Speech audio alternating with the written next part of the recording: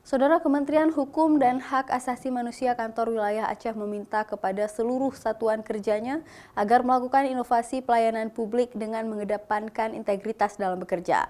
Pasalnya hingga kini seluruh satuan kerja di bawah Kemenkumham Aceh belum ada yang mendapatkan predikat wilayah bebas korupsi dan wilayah birokrasi bersih melayani.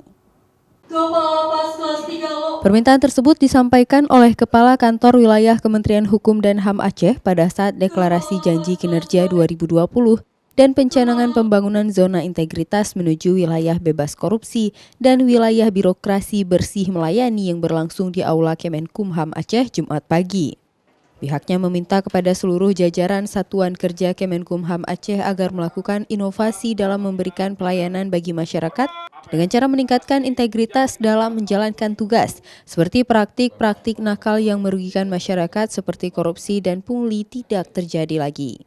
Ada beberapa persyaratan dan indikator ya, komponen pengungkit, yaitu kaitan dengan bagaimana komitmen pimpinan dan staf untuk menyatakan komitmen bebas dari korupsi. Lilik Sujandi juga meminta kepada seluruh pimpinan satuan kerja yang ada untuk turun ke lapangan secara proaktif untuk menyerap aspirasi masyarakat agar dapat memperbaiki saluran pelayanan publik seperti yang diharapkan.